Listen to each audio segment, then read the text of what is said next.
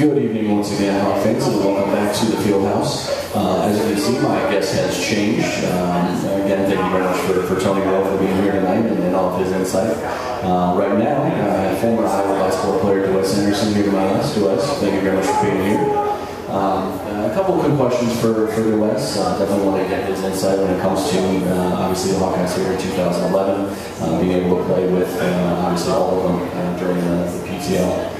Season here in prime time up in North Liberty over the summer, as well as his time as a Hawkeye. First question I have for you is kind of one that I think a lot of fans wonder about. You first became a Hawkeye in 99, or 98, going into 99, which was the transition from Dr. Tom Davis to the new coach Steve Alford. Being able to be a part of that transition and kind of a part of both. What was that like for you going through that as a player, as well as just changing from being able to play with one coach to another? It was definitely a different experience. When you commit to the school, you sign with the school, you commit. I mean, you expect to be the same coach for all 4 years, but obviously that wasn't the case. But looking back on it, I think it ended up being blessed. I was able to learn. The two of them had total contrasts in styles, but I think both of them were successful. And I think now as a coach, I'm able to employ a couple of different things that I learned from both of those guys. When it comes to that different style that you're speaking of, I think we as Hawkeye fans saw that kind of right away in 1999 when Iowa was able to play up in Madison Square Garden against the defending national champion UConn. And Coach Alford's first game, being able to pull out that win. What did that say to you as far as knowing obviously what Coach Alford were doing was going to work, and then just kind of the overall feeling going forward for the rest of the year? There was a lot of unknowns when into that game. Obviously, we went through workouts, we went through practices with Coach Alford and their staff, but you never know what you're going to get once the lights are on. And just being able to play, obviously, playing in Madison Square Garden, you see all the clips on ESPN now. It's the Mecca, it's the big stage, and you see how they'll show. Kobe averages 6 points more than that. LeBron averages 7 points more.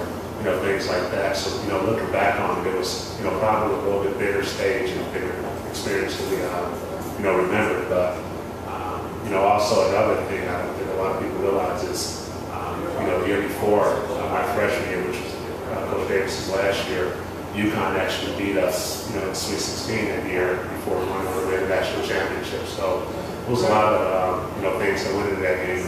Looking back on it, I probably appreciate it more. Especially all the surrounding kind of sidebars to it than it did at that time.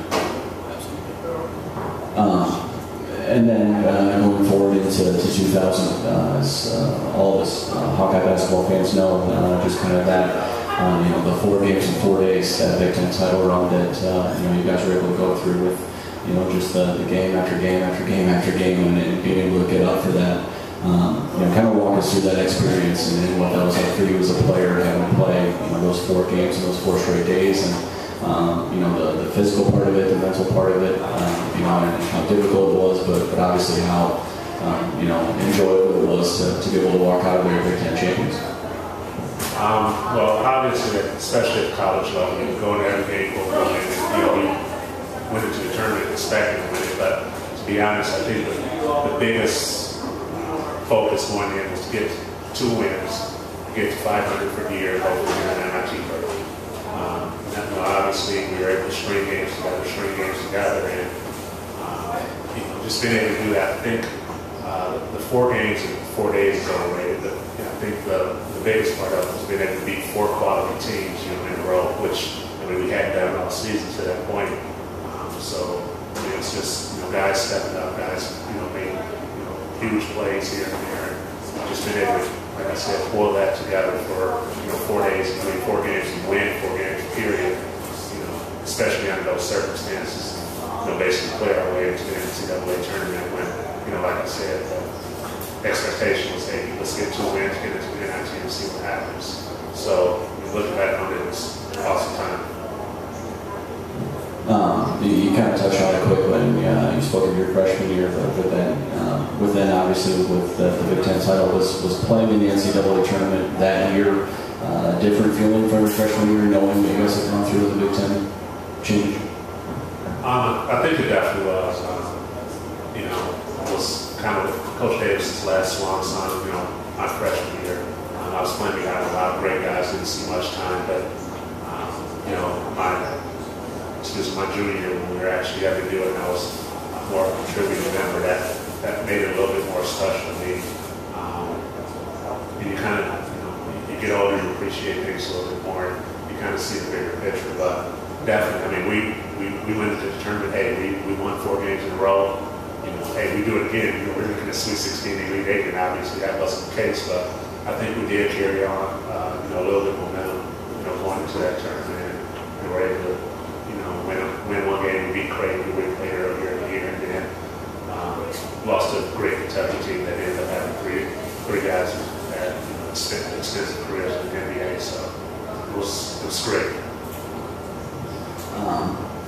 When it comes to that, and obviously being down in Iowa, spent some time in Europe, obviously playing pro basketball over there, and since that time I've also been doing your coaching of an AAU team, Iowa Pump and Up. Tell me essentially what does it mean to you, kind of like you touched on earlier, being able to learn so much from both Coach Davis as well as Coach Alford, and what you brought with that as far as coaching wise, and then just kind of tell us about Pump and Run in general, you know, why you started it. You know, the benefits and you know, how much fun it is to be a part of that process. It's great to be able to be involved with young kids in basketball. Pump and Run is basically run by Jason Price and I. He basically gives kids an opportunity to you know, learn, you know, instruction environment during the summer and spring, get out, get exposure. You know, obviously we want to have high-level kids in the program who you know, have aspirations of playing college basketball. So just being able to take, you know, what we've learned, you know, through different coaches and apply that to them and hopefully, you know, help them be able to achieve their goals. It's a great feeling, very rewarding. As far as, you know, kind of like I said earlier, it's great to be able to take, you know, 2 different styles of coaching and apply that, you know, to your own coaching.